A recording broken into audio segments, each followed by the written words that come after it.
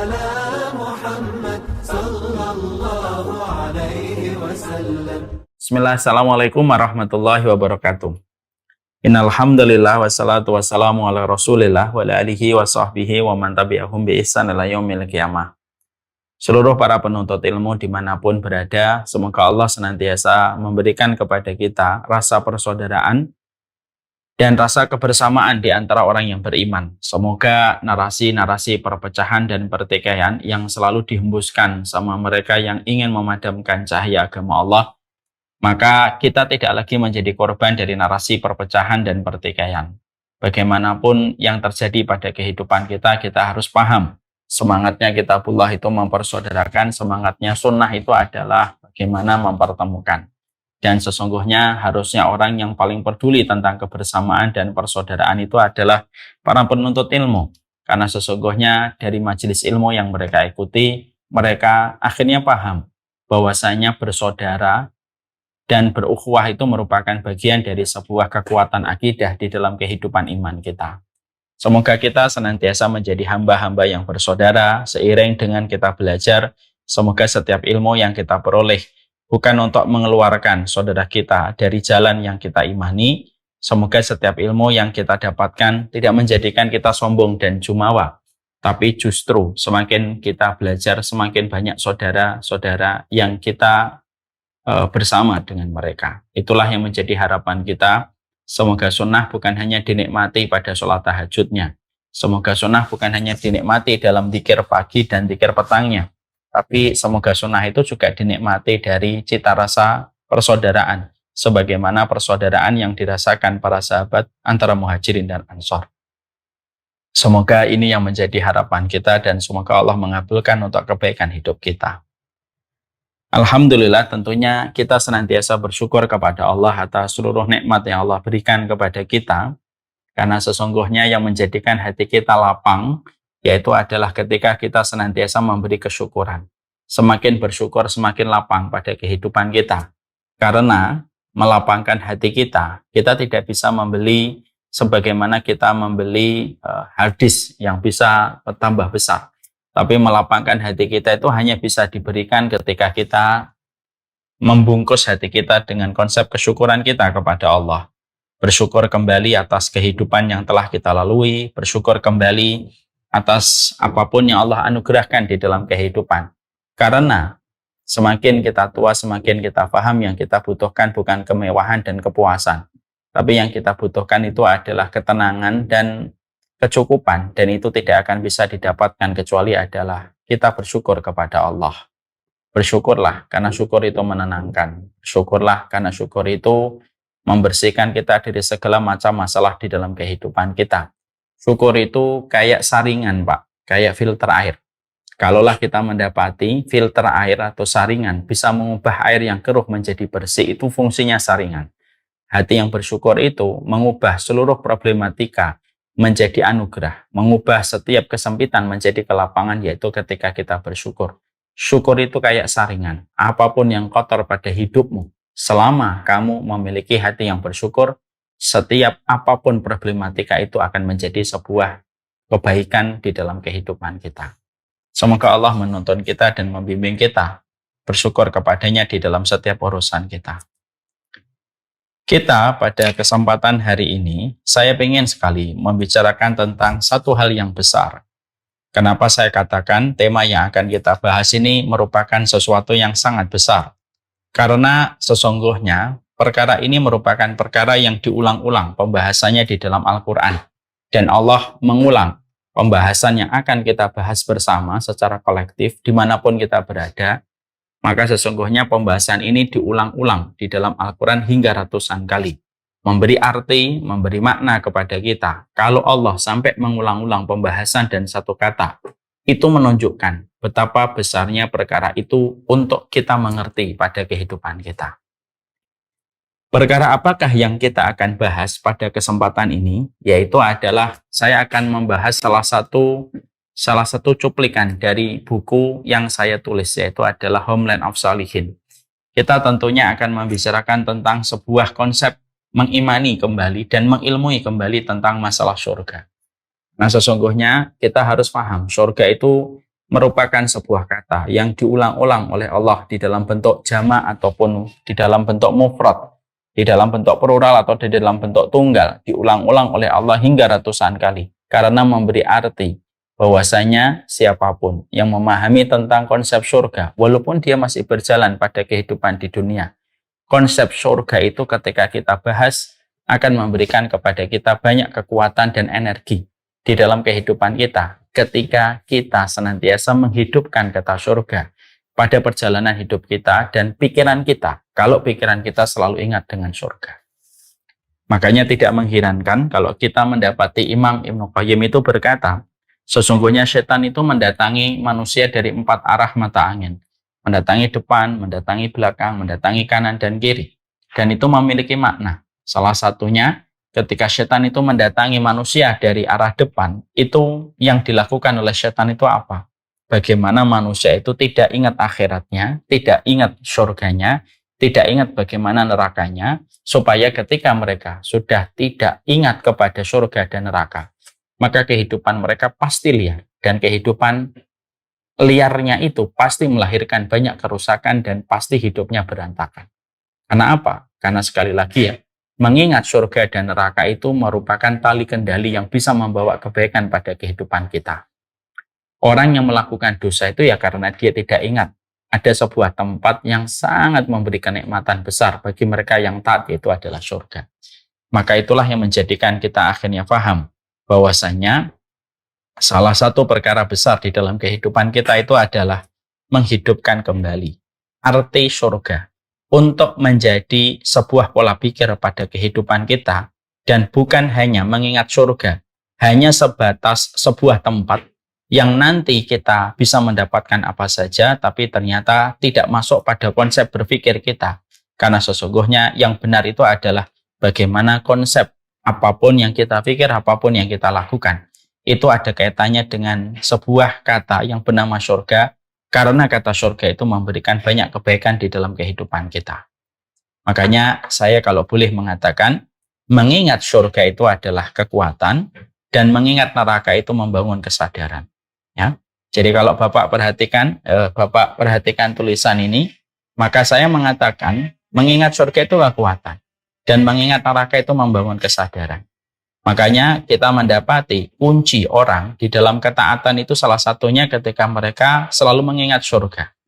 Selama surga dipahami dengan benar, diilmui, dihadirkan dengan jujur pada kehidupan, maka sesungguhnya tidaklah surga hadir pada pikiran, hati, dan jiwa manusia, kecuali pasti surga itu akan menjadikan orang itu mendapatkan kekuatan dalam setiap jalan ketaatan dia ketika mereka itu mengingat surga pada kehidupan mereka. Ini yang kita harus paham.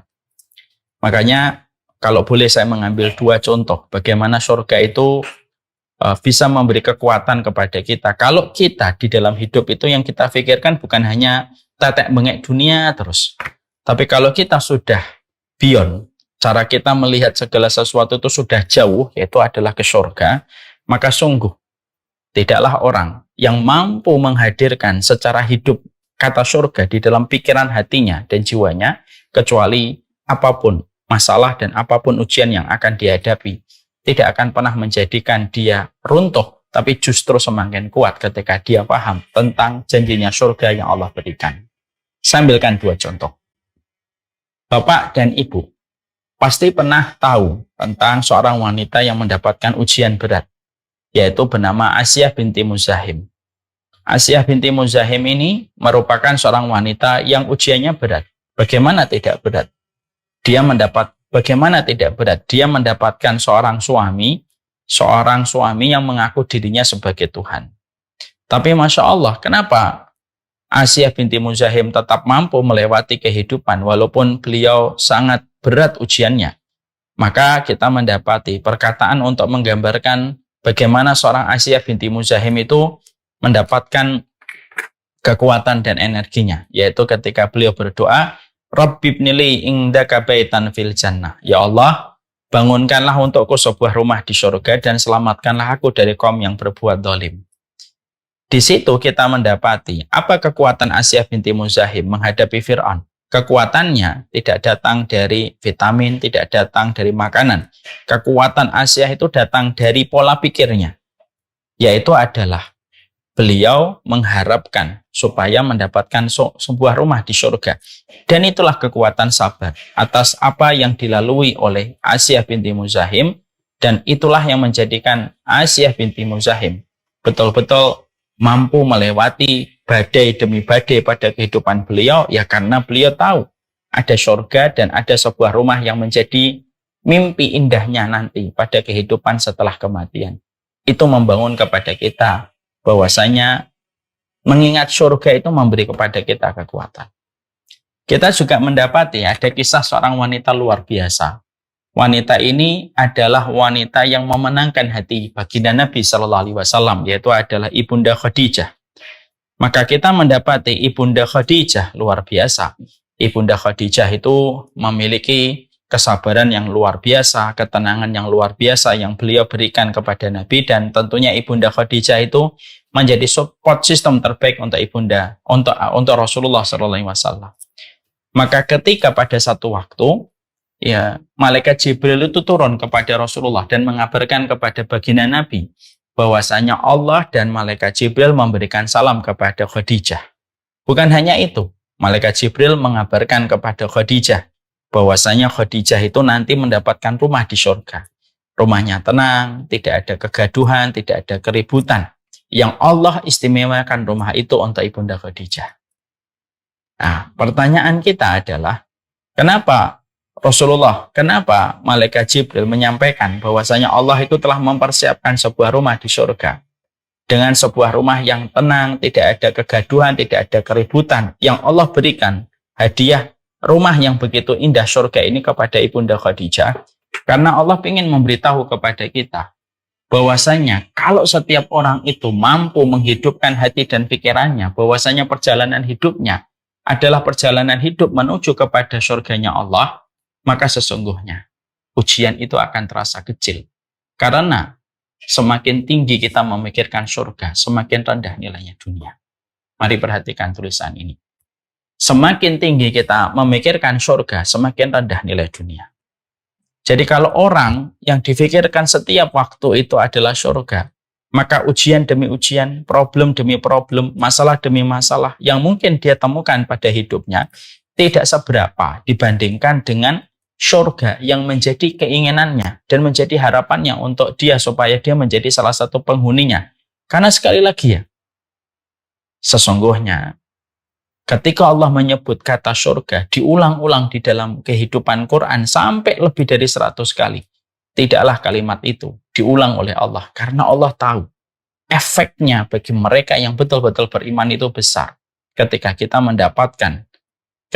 berhasil menghidupkan arti surga pada kehidupan kita. Ya.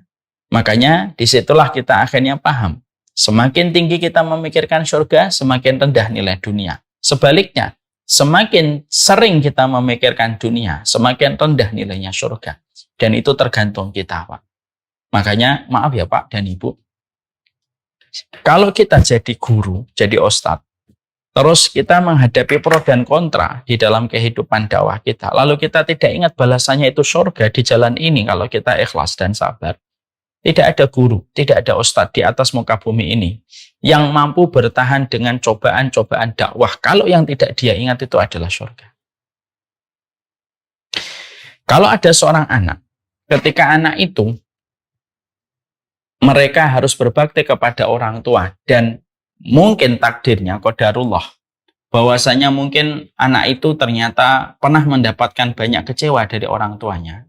Lalu kalau dia tidak ingat surga, dia tidak akan pernah bisa mampu berbuat birrul walidain kepada orang tuanya. Kenapa?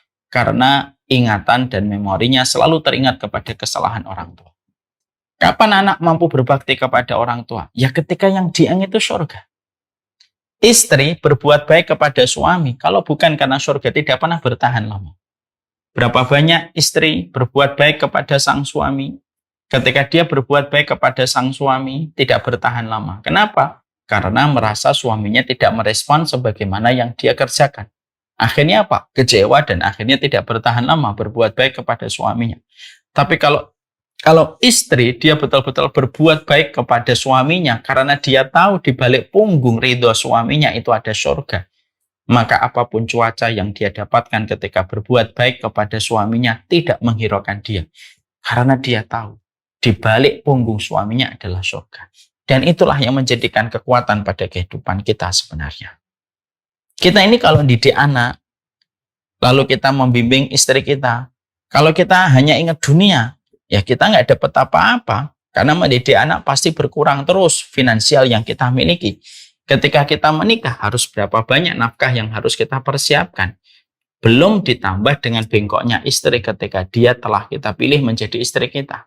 Kalau kita berbuat baik kepada istri dan anak, hanya ingat tentang balasan di dunia, lalu lupa, lalai terhadap balasan di akhirat yaitu adalah surga, tidak akan bertahan. Karena apa?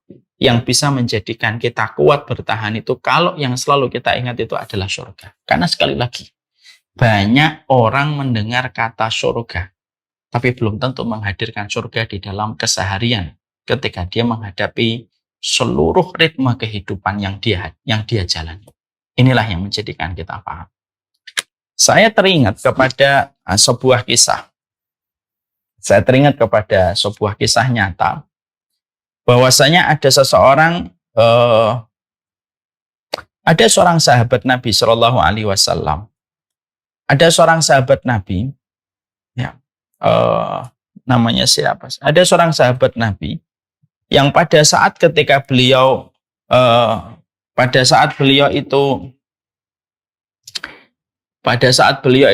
akan berjumpa dengan Nabi Shallallahu Alaihi Wasallam, maka pada saat itu sedang terjadi peperangan.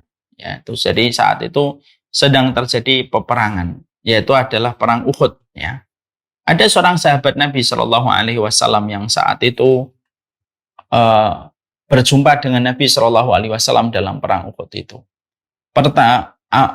Maka sahabat itu bertanya kepada baginda Nabi, ya Rasulullah, aina ana in kutiltu? Ya Rasulullah, itu ada perang. Di mana tempatku nanti? Kalau saya ikut membantumu di dalam berperang ini untuk menegakkan kalimat Allah. Maka pada saat itu, sahabat tersebut dijawab oleh baginda Nabi. Nabi Shallallahu Alaihi Wasallam mengatakan kepada sahabat itu, tempatmu nanti di surga. Tempatmu nanti di surga. Kalau memang betul-betul bahwasanya kamu itu berperang semata-mata karena kalimat Allah Subhanahu wa Ta'ala. Maka ketika sahabat ini mendengar kata surga yang disebutkan oleh Nabi Shallallahu Alaihi Wasallam, maka beliau yang asalnya takut melihat peperangan itu langsung hilang rasa takutnya. Langsung dia maju ke depan, dan sebelum dia maju ke depan ada korma di dalam kantongnya yang dia ingat bahwasanya korma yang harusnya dia makan itu belum dia makan. Tapi karena sudah betul-betul teringat dengan surga yang baru saja disebutkan Nabi dengan kata surga, maka akhirnya dikeluarkan itu korma yang ada di dalam kantongnya, lalu dia berkata kepada korma yang ada di kantongnya itu, yang dia genggam dengan tangannya, wa inilah akulu hadhihi tamarat lahayatun tawilah. Kalau saya makan korma ini, terlalu lama saya untuk mendapatkan posisi di surga. Lalu dibuang kormanya, dia berperang sampai betul-betul akhirnya terbunuh di dalam peperangan. Dan akhirnya betul-betul beliau terbunuh di dalam peperangan. Maka di situ kita mendapati, Masya Allah ya, yang kita jumpai dan kita dapatkan adalah seorang sahabat sampai beliau yang asalnya sempat memiliki rasa khawatir dalam peperangan Uhud. Tapi ketika mendengar kata surga yang disebutkan oleh Nabi, maka seketika rasa takutnya dan rasa khawatirnya hilang. Maka langsung dia berperang sampai akhirnya terbunuh di dalam peperangan itu, dan insya Allah beliau mendapatkan apa yang dijanjikan oleh Rasulullah, yaitu adalah mendapatkan surga. Lah, disitulah yang menjadikan kita akhirnya paham. Oh, betul-betul ingat surga itu hal yang luar biasa. Ya. Yang mana kalau betul-betul kita mengimani surga itu dan menghadirkan surga itu, memang betul-betul luar biasa. Makanya proses kita di dalam belajar ilmu, kita tidak hanya dituntut belajar tentang fikih sholat, kita tidak hanya dituntut memahami fikih tentang tawaf, kita tidak hanya dituntut untuk memahami fikih haji, tapi kita dituntut bagaimana kita seorang penuntut ilmu itu betul-betul mampu menghidupkan surga dalam kehidupan kita, mengaktifasi pikiran kita dan hati kita supaya ingat surga. Karena apa? Karena mengimani surga itu dimulai dengan mengilmunya secara benar. Dan ini yang akan menjadi sebuah kebaikan besar pada kehidupan kita. Kalau kita kembali, bagaimana secara basic kita menjadi hambanya Allah itu satu aja. Ingat tentang surga yang dijanjikan oleh Allah. Kalau kamu ingat tentang surga, kamu mudah memaafkan. Kalau ingat surga, kamu akan mudah menganggap setiap musibah itu kecil dan remeh. Kalau kamu mengingat surga, kamu akan menahan diri dari kedoliman. Karena tahu kedoliman itu akan merugikan dirimu dan menghalangi kamu masuk surga. Kalau kamu tahu bahwasanya ada surga, maka itu yang menjadikan kita tidak benci kepada kematian. Kenapa? Karena kita tahu di balik kematian itu ada surga. Ya. Jadi betul, kalau para ulama hari ini mengatakan bahwasanya kaum muslimin hari ini, mereka itu mendengar kata surga semenjak kecil. Tapi belum tentu mereka bisa menghadirkan betul-betul surga itu di dalam berpikir mereka. Makanya akhirnya apa? Banyak muslim mendengar kata surga ketika semenjak kecil, tapi memandang kematian itu benci. Ya, karena dia lupa bahwasanya di balik kematian itu, sesungguhnya amal soleh kita itu menghantarkan kita ke surga. Banyak orang ketika mendengar kata surga tetapi masih mengambil harta yang haram. Kenapa? Karena hanya berisi pada narasi-narasi keimanan doang yang tidak membentuk perilaku secara nyata. Ketika kita sering gagal menghadirkan surga pada kehidupan sehari-hari kita. Dan itulah yang menjadikan kita sering bermasalah pada kehidupan. Ya. Makanya akhirnya ini yang menjadikan kita di dalam satu buku yang saya tulis, yaitu The Homeland of Sholihin, saya tuh pengen menghidupkan kembali. Surga itu luar biasa. Ingatan kamu tentang surga secara jujur, ingatan kamu tentang surga itu memberikan dampak yang luar biasa pada kehidupan. Kamu sedang mendidik anakmu, lelah, letih ketika mendidik anakmu. Kamu ingat surga.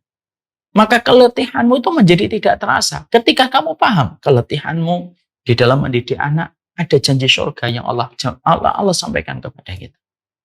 Dan semuanya, apabila kita kembalikan kepada arti surga, semua itu memberi arti kekuatan di dalam kehidupan kita.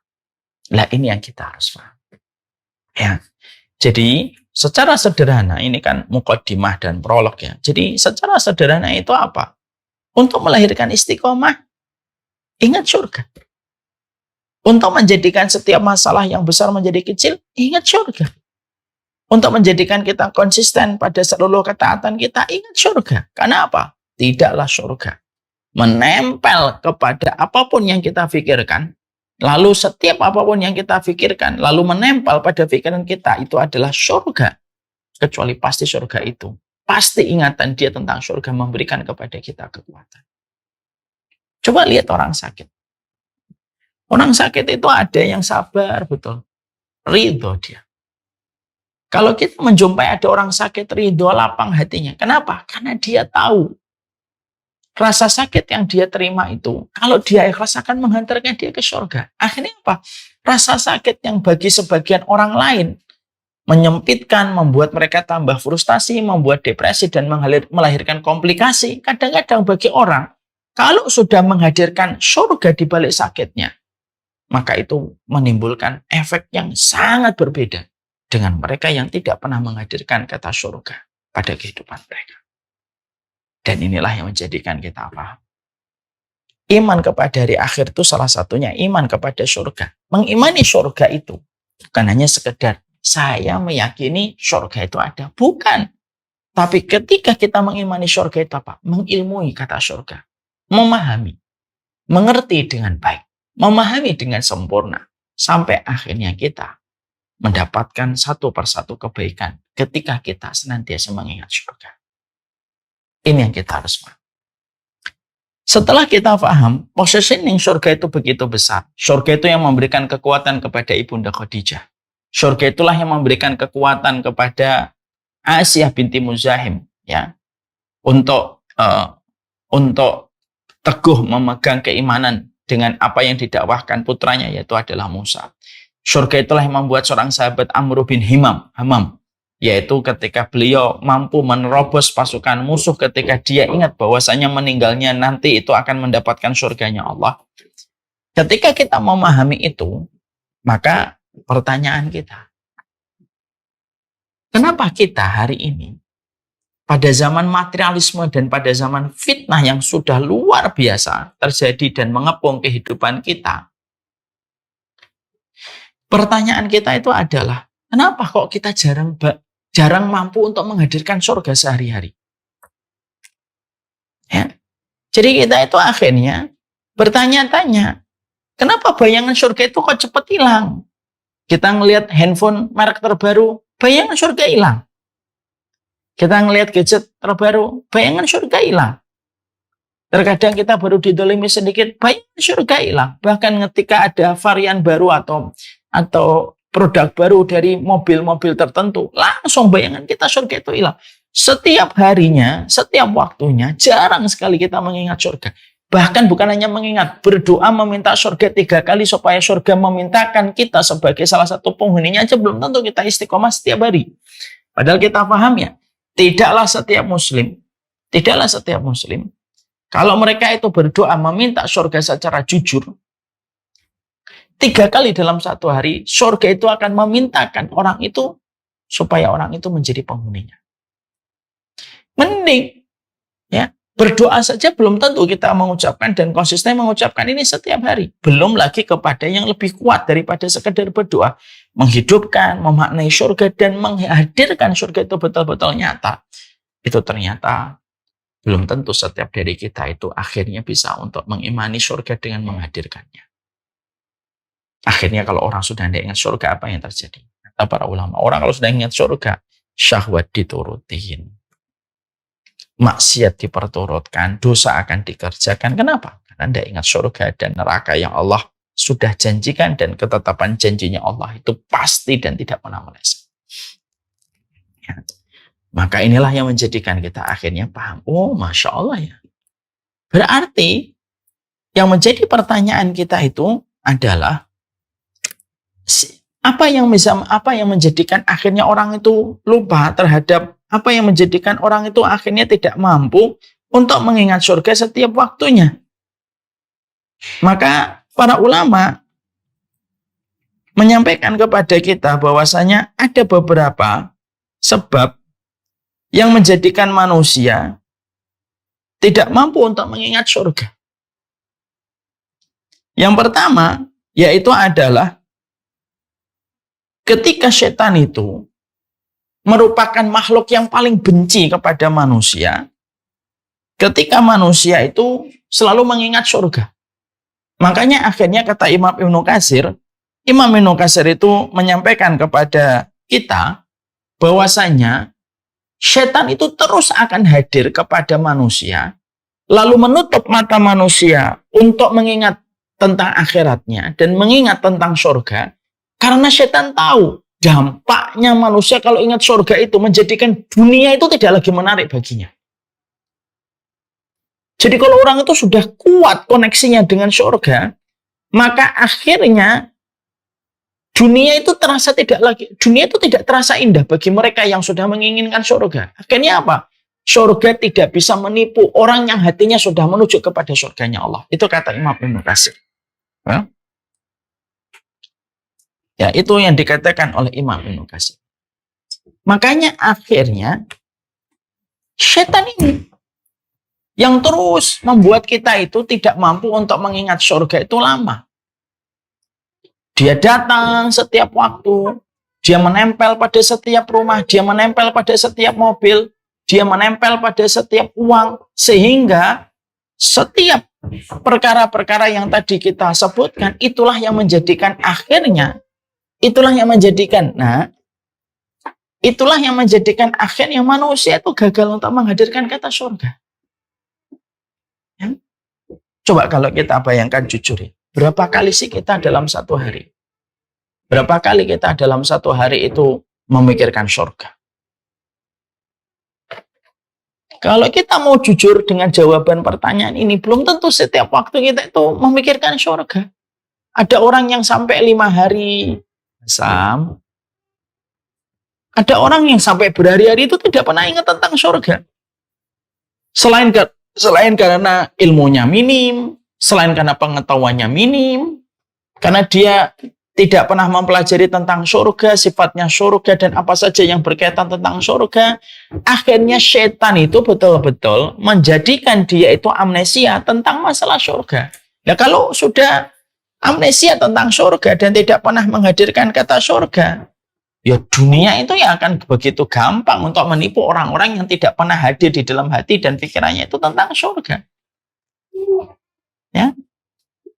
Itu yang dikatakan oleh Allah. Sekarang kita lihat. Itu yang difirmankan oleh Allah di dalam surat Al-A'raf. Ini kita buka.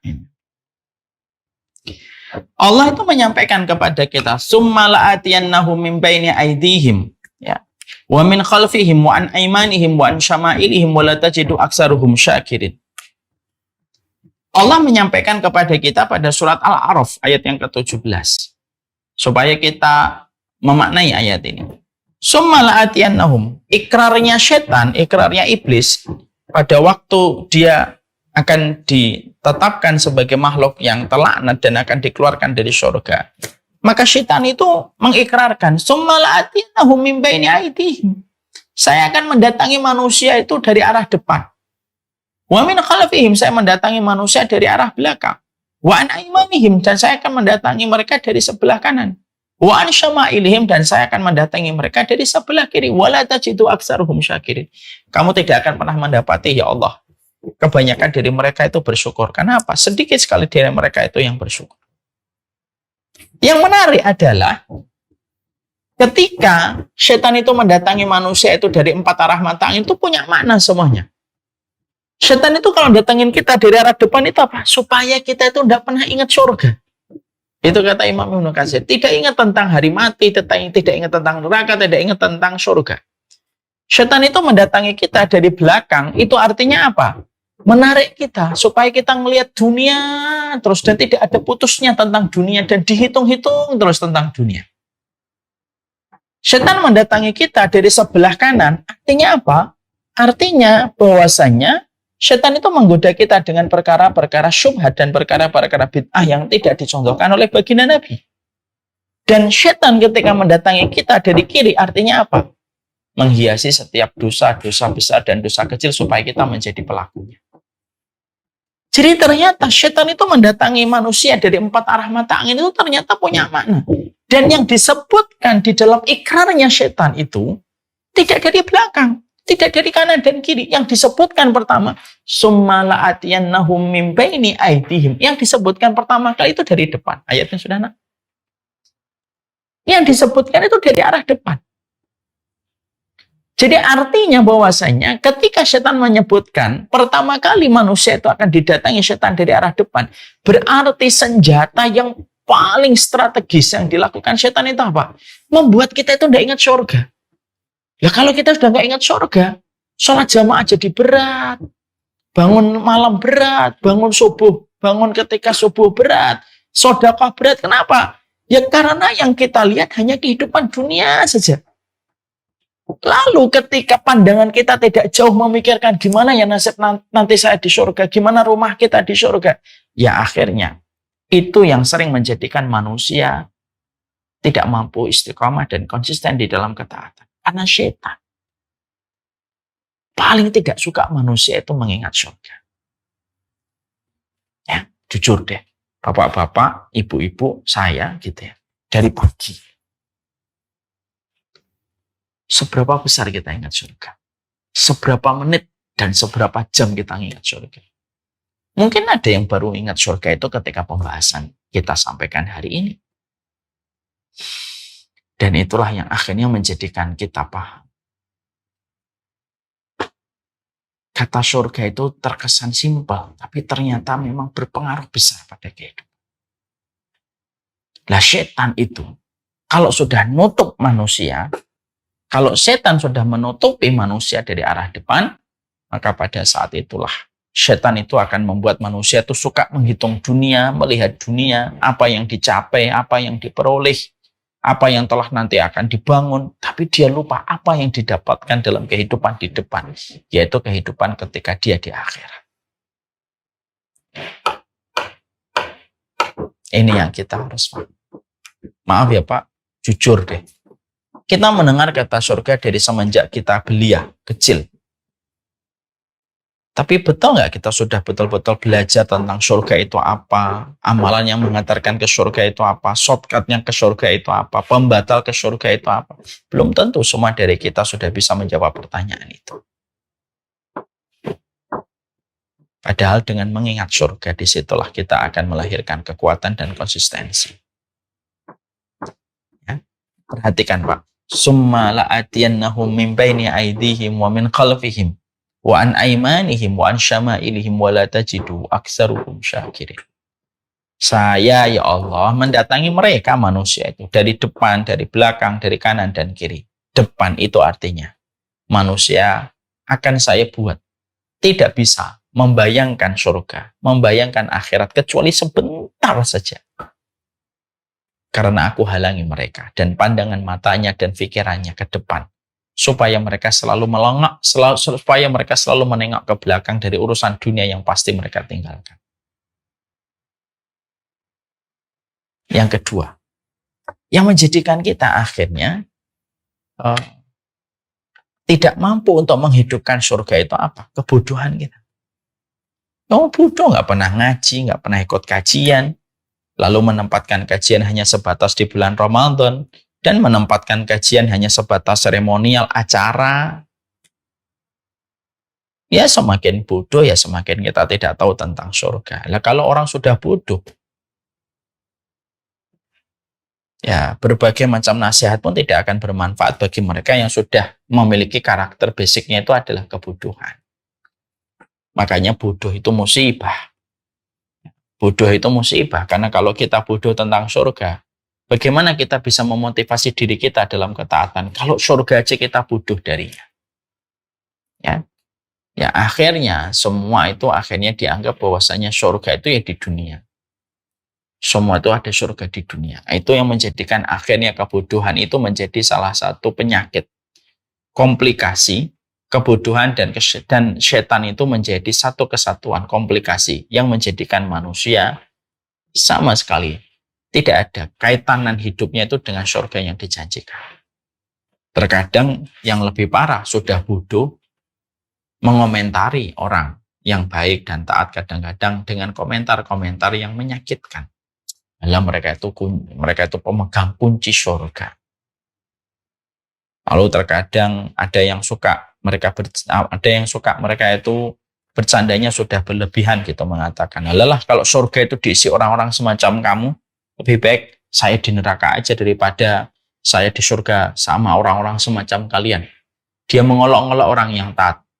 Lalu seakan-akan mengatakan dia tidak butuh surga dan lebih nyaman dan lebih enak berada di neraka. Alah, wong kamu itu minum kopi aja masih ditiup kok nantangin neraka. Kalau kamu minum kopi yang panas langsung kamu minum, mungkinlah kamu bisa mengolok-olok neraka itu. Jujur aja, kamu minum kopi aja masih ditiup kok. Seakan-akan sok mengatakan kuat di neraka dan tidak butuh surga. Tapi itulah kebodohan. Itulah kebodohan. Jadi kebodohan itu pangkal dari semua kerusakan. Yang ketiga, cinta sama dunia. Cinta sama dunia itu adalah salah satu di antara perkara yang menjadikan manusia itu tidak ingat surga. Makanya akhirnya orang kalau cinta dunia itu apa? Dia benci mati, walaupun dia tahu di balik kematian itu ada sebuah janji manisnya Allah, berjumpa dengan Allah, dan salah satunya akan berjumpa dengan kehidupan surga dan akhirat. Tapi kalau orang sudah cinta dunia, susah. Makanya hubbud dunya ra'su kulli khati'atin. Orang kalau sudah cinta dunia itu pangkal dari semua kerusakan itu cinta sama dunia. Sehingga akhirnya ketika sudah betul-betul cinta sama dunia, tidak ada yang dia pikir, tidak ada yang dia hitung, tidak ada yang terlintas, tidak ada kecondongan, dan tidak ada obrolan. Kecuali obrolannya, lintasannya, pikirannya, kecuali selalu mengarah kepada dunia. Pikirannya dunia kok. Sekali ngobrolin cuan. Sekali berbicara tentang masalah duit. Sekali scrolling, yang di scrolling masalah duit. Sekali mau tidur yang difikirkan duit, sekali bangun tidur kecuali yang difikirkan duit. Makanya betul kata Rasulullah, hubbud dunya ra'su kulli khati'atin. Cinta sama dunia itu pangkal dari semua kerusakan. Dan salah satu kerusakannya itu apa? Orang kalau sudah cinta dunia, yang dia pikir adalah rumah besar dengan seluruh fasilitas yang dia janjinya, seluruh fasilitas yang dia miliki. Lalu dia lupa terhadap janjinya Allah di akhir. Rumah besar di pinggir pantai, rumah besar di puncak gunung, rumah besar nanti di pinggir samudera. Gitu. Terus itu saja. Karena apa? Cinta sama dunia itu pangkal dari semua kerusakan. Dan itulah yang memadamkan ingatan indah kita tentang surga. Yang keempat, yaitu adalah banyak keinginan duniawi. Orang itu kalau sudah dalam kondisi cinta sama duniawi, keinginannya banyak. Maaf ya, Bapak dan Ibu. Salah satu di antara contoh kerusakan di dunia itu apa? Orang yang banyak keinginan. Dia menjadi orang yang panjang angan-angan. Ya. Orang itu kalau banyak keinginan, panjang angan-angan. Dia maunya ini, nanti maunya begini, namanya begini. Padahal kematian itu sudah membayanginya. Kematian itu sudah membayanginya. Dan akhirnya apa yang terjadi? Yang terjadi adalah akhirnya dia mendapatkan kerusakan demi kerusakan di dalam kehidupan. Dan akhirnya tidak ada surga yang hidup di pikirannya. Akhirnya ketika punya istri, tidak ingin menunjukkan istrinya ke surga. Kalau punya anak, hanya ingin menjadikan anaknya itu bisa mendatangkan profit nanti untuk dia ketika di masa tua. Kalau dia mencari aktivitas, semuanya yang berakhir dengan, yang selalu ada kaitannya dengan cuan dan profit. Selebihnya dia tidak ada. Kenapa? Untuk menutupi keinginan yang tidak ada habisnya bagi dirinya. Nah, inilah yang menjadikan kita harus waspada terhadap 4. Setan, bodoh. Dunia itu penting, tapi cinta dunia itu rusak. Banyak keinginan duniawi. Punya keinginan itu boleh, tapi diperbudak oleh keinginan itu adalah batil dan rusak. Inilah yang menjadikan kita akhirnya paham. Ini merupakan mukadimah pembicaraan kita tentang surga. Kalau Allah takdirkan kita mungkin berjumpa lagi gitu, kita teruskan pembicaraan tentang surga. Karena apa? Sekali lagi, surga itu bukan hanya perkataan guru kita di waktu SD. Nah, nanti kalau kamu di surga banyak permen dan banyak mainan. Surga itu bukan hanya sebuah tempat yang dikatakan oleh ibu dan bapak kita ketika kita masih belia. Tapi surga itu adalah sebuah kekuatan. Siapapun yang mereka mampu berinteraksi dengan kata surga dengan kejujuran dan benar, tidaklah orang solih kecuali di dalam pikirannya adalah selalu mengingat surganya Allah dan rahmatnya Allah. Melihat surga setiap kita memandang istri kita, melihat surga ketika mendidik anak kita, melihat surga ketika kita mendengar panggilan adzan, melihat surga ketika ada uang berseliweran di sekitar kita supaya kita tergerak untuk hanya mengambil yang halal.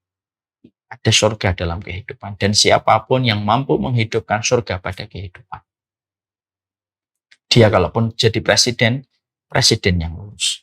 Kalau dia menjadi menteri yang hanif. Kalau dia menjadi seorang suami yang terus berkomitmen mengajak istrinya kepada surga. Karena surga itu membangun kekuatan, dan mengingat neraka itu membangun kesadaran kita.